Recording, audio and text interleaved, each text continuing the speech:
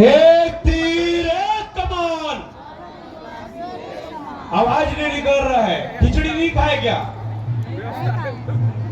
एक तीर एक कमान, सर्व आदिवासी एक समान। पहले तो सबसे पहले इस मंच पे मैं उस शख्स का शुक्रिया अदा करूंगा जिनकी लगन, मेहनत और लगातार समाज के लिए निष्ठा के साथ कार्य करते हमारे बंगाराम सोरी जी, जो हमारे सर्व आदिवासी समाज के जिला अध्यक्ष हैं, जिनके लगातार संघर्ष का नतीजा है कि हमारे सामने आज एक 2 करोड़ का बिल्डिंग बन के खड़ा है। और लगातार ये सालों से ये मेहनत कर रहे थे और उसका नतीजा है कि हमारे सामने 2 करोड़ का बिल्डिंग खड़ा है। बस्तर संभाग का ये पहला इतना बड़ा बिल्डिंग है आदिवासियों का, जहाँ पे आते जाते कोई भी हमारा आदिवासी भाई रेस्ट हाउस टाइप का सुविधा पा सकता है, रुक सकता है, आराम कर सकता है। ये हमारे लिए बहुत सौभाग्य की बात है। और मैं पूरे कार्यक्रम की ओर से बंगाराम जी आपको सादर प्रणाम करता हूँ, आपको बहुत बहुत सेवा जोहार करता हूँ, धन्यवाद करता हूँ। आज लगातार समाज के अंदर हम लोगों ने देखा है कि मैं पहले, क्योंकि समाज के अंदर जितने भी यहाँ पे वक्तव्य आप लोगों के बीच में आए, उन लोगों ने समाज की कानूनी जानकारी आप सभी को बताया। मैं आपको एकदम बेसिक जानकारी एक चीज बता दे रहा हूं, जो शायद अगर आप लोग अपने जीवन में उतार लेंगे तो निश्चित तौर पे हम लोग बस्तर जैसी खूबसूरत जगह को बचाने में कामयाब हो। आपको एक चीज मैं बता रहा हूं इस मंच से, लगातार हमारे क्षेत्र में कुछ असामाजिक बाहरी तत्वों का नजर है और उनका नजर उन लोगों पे है, वो नौकरी पेशा करने वाली उन बहनों पे है जो लोग यहाँ पे आज नौकरी कर रहे हैं। आप लोग एकदम अच्छे से कान खोल के सुनिए।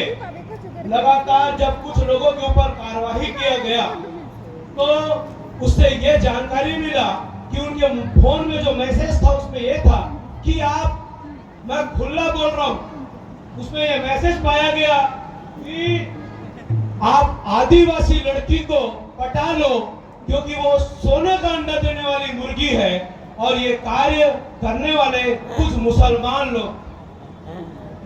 और लगातार फेरी वाले के नाम से या टाइल्स लगाने के नाम से ग्रामीण क्षेत्रों में आप देखेंगे कि लोग कपड़ा बेचने के नाम से या अन्य किसी नाम से आपके क्षेत्रों में घुस रहे हैं और वहां पर हमारी भोले भाले बहनों को फंसाकर वो यहाँ से शादी करके बाहर ले जाते हैं, जबकि वहां पर भी एक औरत शादी करके रखते हैं और वहां पे जाके ना जाने इनके साथ क्या क्या दुर्व्यवहार होता है, क्या क्या अनाचार होता है, ये हम लोग सोच भी नहीं सकते।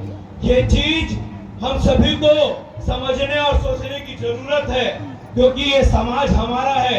ये बहनें जिनको बहला के फुसला के शादी करके बाहर ले जाया जा रहा है, इनको कोई रानी बना के नहीं रखता, वहां पर ले जाके इनको बेच दिया जाता है, इनके साथ शोषण होता है।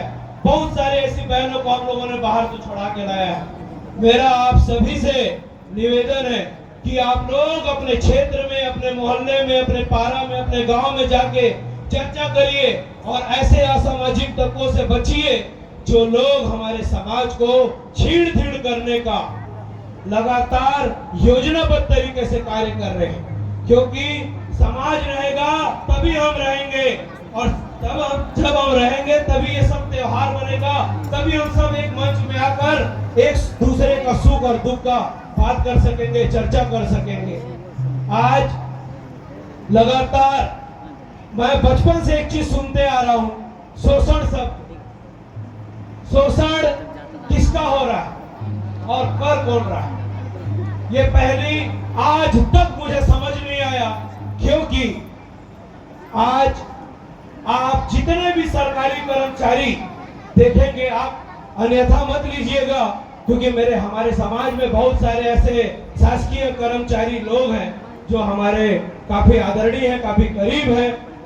मगर मैं एक चीज इस मंच से बोलना चाहूंगा क्योंकि समाज को ये चीज जानना भी जरूरी है और आप लोगों के लिए मैं एक पहली छोड़ के जाऊंगा इस मंच से। हो सकता है आने वाले 9 अगस्त में इस पहेली का उत्तर भी आप लोग ले आएंगे और शायद समाज हमारा एक अच्छे रास्ते पे होगा। लगातार जो लोग हमारे समाज के अंदर बड़ी बड़ी नौकरी कर रहे हैं, जो बड़ा बड़ा जॉब कर रहे हैं, मगर उनको जब समाज के कार्य करने का बारी आता है या समाज की, मैं कोई गलत काम करने की बात नहीं कर रहा, मैं हित के कार्य करने का बात कर रहा हूं, उसके लिए भी हमारे अधिकारियों का कलम नहीं चलता। सही है कि नहीं? हम लोग ऑफिसों का चक्कर काटते रह जाते हैं, मगर हमारे अधिकारी जो हमारे ही वर्ग के हैं, उनको पता है कि ये बेचारे ग्रामीण 20 किलोमीटर से साइकिल तेड़ते हुए हमारे कार्यालय पहुंचते हैं और हमारे कार्यालय में हमारा इंतजार करते हैं। और उसके बाद भी जब वो हमारा निवेदन देते हैं, आवेदन देते हैं, छोटे छोटे आवेदन, किसी गांव में रोड नहीं है, किसी का घर नहीं है, जब वो घर बनाने के लिए आवेदन देता है उसमें तक कार्रवाई नहीं हो पाता। ये दुर्भाग्य की बात है। हमारे पूरे ऊपर से लेके नीचे हमारे नेता, हमारे कलेक्टर, हमारे अधिकारी, सारे अधिकारी हमारे होने के बाद भी ये शोषण हम लोग अब किससे सह रहे हैं बताइए? ये शोषण करने कोई बाहर का नहीं आ रहा, ये शोषण हम अपने समाज से सह रहे हैं। आज हमारे समाज का सबसे बड़ा ताकत है शिक्षा और स्वास्थ्य। आप लोग मानते हो ना? हमारे समाज का सबसे बड़ा ताकत है शिक्षा और स्वास्थ्य। जिस दिन हम लोग शिक्षित हो जाएंगे, हमें किसी के सामने हाथ फैलाने का जरूरत नहीं पड़ेगा, किसी के सामने गिड़गिड़ाने का जरूरत नहीं पड़ेगा। मगर सालों से ऐसा लगता है कि कुछ हमारे ही वरिष्ठ अधिकारी, वरिष्ठ नेता ही चाहते हैं कि शायद हम शिक्षित ना हो। मेरे को इस मंच से ये सारा बात बोलने में कोई संकोच नहीं है, क्योंकि हम बचपन से देख रहे हैं कि लगातार, आज ये बताइए, लगभग जिले में 70% हमारे टीचर हैं जो आदिवासी वर्ग से आते हैं। उसके बाद भी हमारे बच्चे आज भी एक अनपढ़ता का बोझ उठा रहे हैं कि नहीं? बोलिए। ये मंच आप लोगों का है, आप लोग खुल के समर्थन करेंगे तो हो सकता है निश्चित तौर पे आने वाले समय में इसका इलाज भी होगा।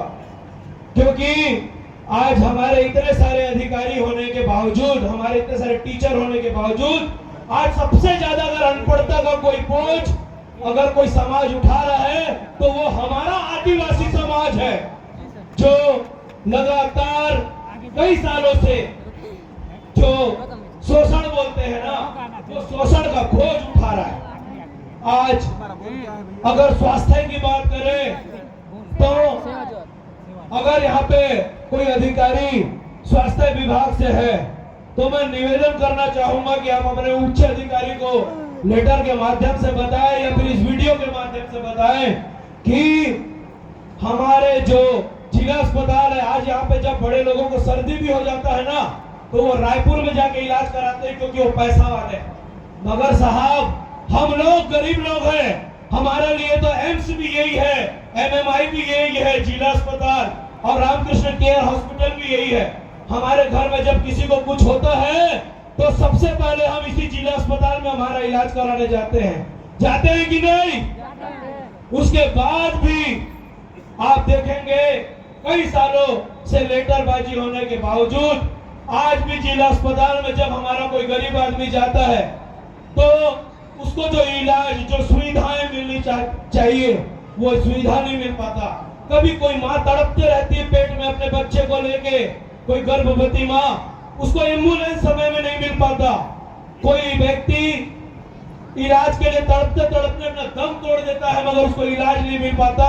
ये किसका दुर्भाग्य है? हम लोग क्या अपने ही क्षेत्र में अपने अधिकार के लिए यहाँ पे नाराबाजी करें और लड़ाई करेंगे? आप बताइए, हम लोग कोई दूसरे के क्षेत्र में जी रहे हैं क्या? आप लोग बताइए, हम लोग कोई दूसरे के राज्य में या दूसरे के क्षेत्र में अपना जीवन यापन कर रहे हैं क्या? बस्तर तो सदियों से बोला जाता है ना आदिवासियों का है, फिर क्यों ये जो सुविधाएं हैं, जो प्रशासन की सुविधाएं हैं, अस्पताल है, शिक्षा है, जो सिर्फ हमारे लिए है, उसके बाद भी ये सुविधा हम लोगों तक आज भी पहुंचने के लिए वंचित रह जाता है। मेरा आप सभी से इस मंच के माध्यम से विनम्र निवेदन है, और हमारे जितने भी नौकरी पेशा कर्मचारी वर्ग हैं, इस सारी बातों को अन्यथा नहीं लीजिएगा, मगर आप इस हो सकता है कि आज इस जद्दोजहद में आप काफी थके हुए होंगे। घर में जाके जब आप अपने बिस्तर में लेटेंगे तो एक बार इस बात को जरूर याद रखना कि कोई यतीन्द्र सलाम उस मंच से एक चीज बोला था कि हमारे बच्चे आज अनपढ़ता का बोझ उठा रहे हैं। हमारे बच्चे इतना सारा शिक्षा का सुविधा होने के बावजूद आज भी अनपढ़ता का बोझ उठा रहे हैं, शोषण का बोझ उठा रहे हैं। ये किसकी बदौलत उठा रहे हैं? पूरे ऊपर से नीचे लेके हमारे कर्मचारी अधिकारी होने के बावजूद हम लोग ये सारा चीज झेल रहे हैं। तो मेरा उन सभी नौकरी पेशा कर्मचारियों से निवेदन है कि रात को सोते टाइम एक बार अपने दिल में हाथ रख के एक बार सोच लीजिएगा कि जिस क्षेत्र में आप नौकरी कर रहे हैं, जिस क्षेत्र के आप हैं और जिस कौम के आप हैं, जिस आदिवासी कुल में आपने जन्म लिया है, निश्चित तौर पे आपके घर के लोग सक्षम थे और सक्षम नहीं भी थे, तो आपका किस्मत अच्छा था कि आपको अच्छा शिक्षा मिला और आप एक बड़े पद अधिकारी बन के आज समाज में नौकरी कर रहे हैं। मगर इन बच्चों का भी उतना ही अधिकार है नौकरी करने का, इलाज पाने का, शिक्षा पाने का। तो मेरा आप सभी नौकरी पेशा कर्मचारियों से विनम्र निवेदन है कि हमारे बच्चों के लिए भी आप लोग एक बार जरूर सोचें और उन्हें शिक्षा में किसी चीज का कमी नहीं होना चाहिए, क्योंकि आप लोगों की सैलरी आप अन्यथा मत लीजिएगा। आप लोगों की सैलरी 90,000 है, किसी का 1 लाख है, मगर आप खुद अपने बच्चे को पढ़ाने के लिए 9,000 के टीचर के ऊपर भरोसा करते हो, तो ये कैसे काम चलेगा? आप लोग बताइए। आप लोगों की सैलरी इतना ज्यादा होने के बावजूद आपको अपने बच्चे के लिए चाहिए सरकारी नौकरी, मगर उसको पढ़ाने के लिए चाहिए आपको प्राइवेट स्कूल। ये दुर्भाग्य का बात है कि नहीं? है कि नहीं बताइए?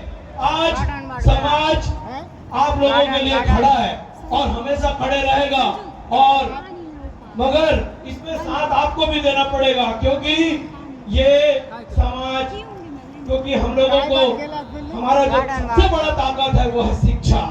अगर हम आज भी इतनी सुविधा होने के बाद भी हमारे बच्चे अगर वंचित रह गए, अगर किसी पढ़ाई से इन्हें वंचित कर दिया गया या इलाज से वंचित कर दिया गया, इनको छोटे छोटे बीमारियों में अगर इस अस्पताल में मरना पड़ा, तो ये हमारे लिए दुर्भाग्य का बात है कि नहीं? दुर्भाग्य का बात है कि नहीं? आप लोगों को वही सुविधा मिलना चाहिए, क्योंकि ये 6वीं अनुसूची क्षेत्र है। हम लोग सालों से मांग कर रहे हैं, इसके लिए हमको मांगने का जरूरत है क्या? ये अस्पताल हो चाहे ये शिक्षा हो, पूरा अधिकार आप लोगों का है, और आप लोगों को ये शिक्षा और स्वास्थ्य पूरा पाने का अधिकार है। मेरा आप सभी से निवेदन है कि अपने अधिकारों को समझे और उन अधिकारों को छीन के लीजिए, क्योंकि अधिकार अब मांगने से नहीं मिलता, छीनना पड़ता है। आप लोग जाके लाइन लगा रहते हैं, कोई बच्चा मरते रहता है, मर जाता है, सांस लेना बंद हो जाता है, मगर उसको एम्बुलेंस नसीब नहीं होता, अस्पताल में डॉक्टर नसीब नहीं हो पाते। कोई बच्चा नौकरी के लिए जब यहाँ पे वैकेंसी भरता है तो बाहरी लोगों को भर्ती कर दिया जाता है। ये दुर्भाग्य का बात है कि नहीं? तो आप लोगों के नौकरी में पूरा, यहाँ के जितनी भी नौकरी निकलती है उसमें पूरा अधिकार आप लोगों का है। एक एक कण कण में आप लोगों का अधिकार है। आप लोग अपने अधिकार को समझिए। इसको ये मत सोचिए कि अरे कोई आया था 9 अगस्त में और भाषण देके चले गया। ये आप लोगों के जीवन को सुधारने का वो भाषण है, जिसको अगर आप लोग समझ जाओगे तो निश्चित तौर पे हमारा पूरा आदिवासी समाज तर जाएगा, संवर जाएगा, जिससे हम लोगों को अपना अधिकार मिलेगा। इतना कहकर मैं अपनी वाणी को विराम देता हूँ। बुढ़ाल पहनना सेवा सेवा, एक तीर एक कमान, आप आदिवासी एक समान। आप सभी सगजनों को सादर सेवा जोहार, प्रणाम।